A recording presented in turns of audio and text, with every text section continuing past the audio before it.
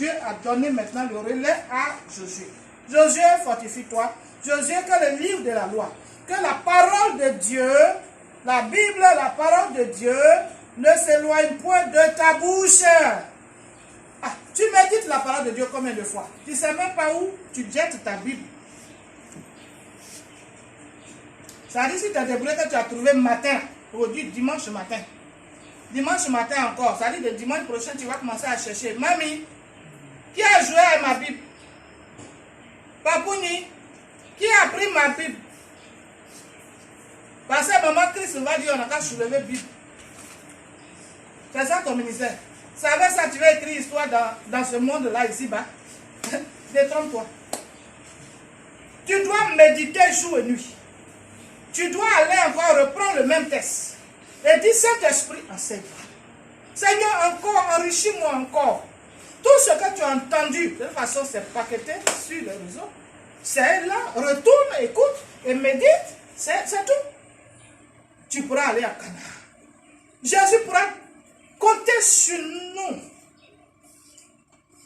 Jéricho, une ville puissante, une ville fortifiée. Il faut voir la hauteur. La hauteur de la muraille de Jéricho. Puissante muraille. Mais ça fait quoi? Puissante muraille a fait quoi devant la foi? La foi de Josué. La foi de Caleb. Ils ont transmis ça à la nouvelle génération. Ou bien, quand tu lis l'histoire, c'est que quand tous les anciens rebelles à Krola, quand ils sont tous morts, les nouveaux ont été quoi? Fabriqués par la foi de Josué et Caleb. Josué leur a transmis la foi. Sa foi qui est en eux, ainsi soit-il.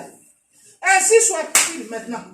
Ainsi soit-il au nom de Jésus dans l'église. Ainsi soit-il, afin que la nouvelle génération, afin que les hommes et les femmes, la jeunesse, oui, soient catapultés par la puissance de la foi qui déplace les montagnes. C'est ça qui nous attend aujourd'hui. Malgré leur faiblesse, ils n'ont pas pu faire échouer le plan de Dieu, n'est-ce pas? Il a toutes sortes de stratégies. Si toi, ancien, tu ne veux pas partir là, il va t'enlever de là. Et la nouvelle génération a parti. Je te parle de l'église, non? Je te parle de l'église, on parle de pandémie, on parle de juillet, tout ça là. Mort. Actuellement, on nous parle de deuxième vague. Ça veut dire que deuxième vague là, sa hauteur va dépasser premier. Qu'est-ce que tu fais, église, papa d'église?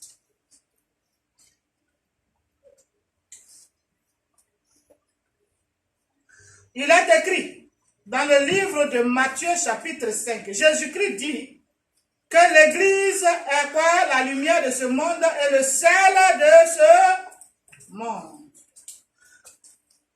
La lumière de ce monde est le sel de ce monde. Papa, tu as été lumière là. Vous avez versé ça là-haut. Dans toutes les nations, il y a situation. Côte d'Ivoire, Afrique, partout. Le monde entier. Tout le monde est paniqué. Où est l'église? Tu es où? L'église de Dieu. Lumière. Tu es où? Va lui dire ça. Va lui transmettre. Faut leur dire ça. Je suis venu te transmettre. Comme c'est toi, tu me vois. Il faut leur dire ça. Où est l'église? Où sont les Josué et les Caleb?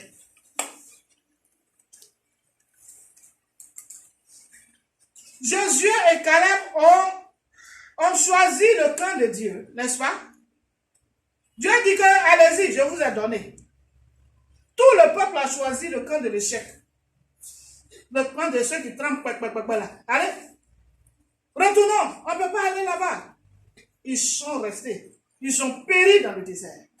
Parce qu'ils n'avaient pas foi en Dieu. Ils n'avaient pas confiance en Dieu. Dieu qui les a formés, là, ils n'ont pas confiance en lui. Ils sont péris. Côte d'Ivoire, tu as besoin de Josué. Tu as besoin de Caleb. Église ivoirienne, tu as besoin de faire sortir, oh Jésus, fais sortir les Josué, les Caleb. Car tout ce que nous voyons, nos dirigeants, ils comptent sur qui? Ils font la part, et c'est ce qu'ils font là qui est là. C'est ce qu'ils peuvent faire que nous voyons. Bien-aimé, église, écoute bien, écoute ceci. Tu passes ton temps à écouter ceux qui doivent t'écouter. Écoute. Tu passes ton temps à écouter ceux qui doivent te coûter. Je te répète la troisième fois. Église, tu passes ton temps à écouter ceux qui doivent te coûter. Pourquoi? Pourquoi tu as une église sans voix? Pourquoi tu attends que ça soit grave, que ça dégénère, que ça soit dangereux, que ça soit gâté, si tu veux? Dans le langage des Ivoiriens, ça soit gâté. Excusez-moi ce matin, s'il vous plaît.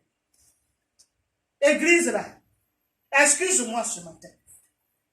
Je suis venu te parler de la part de Yahvé et te réveiller un peu, s'il te plaît.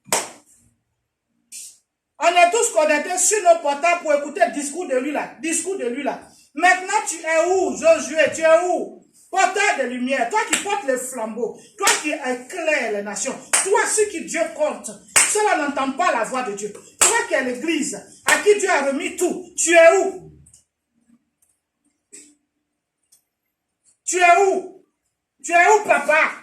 Papa général, tu es où? C'est maintenant les bishops, c'est maintenant les archevêques, c'est maintenant les responsables, c'est maintenant. C'est maintenant. Faudrait pas que ça se déclenche. N'attends pas que c'est maintenant, tu vas dire, elle a gêné une semaine. C'est quoi tout ça là? C'est maintenant. C'est maintenant. Si tu es un enfant de Dieu, que tu sois en Afrique, que tu sois en Europe, quel que soit le lieu là où tu te trouves, je te dis de la part du Seigneur que c'est maintenant. N'attends pas que ça finisse. Tous nos dirigeants, chacun dit moi, l'autre dit c'est mon tour, l'autre dit c'est mon tour, l'autre dit c'est mon tour les jours, et puis voilà. Maintenant, toi, tu dis, toi, où est ta place?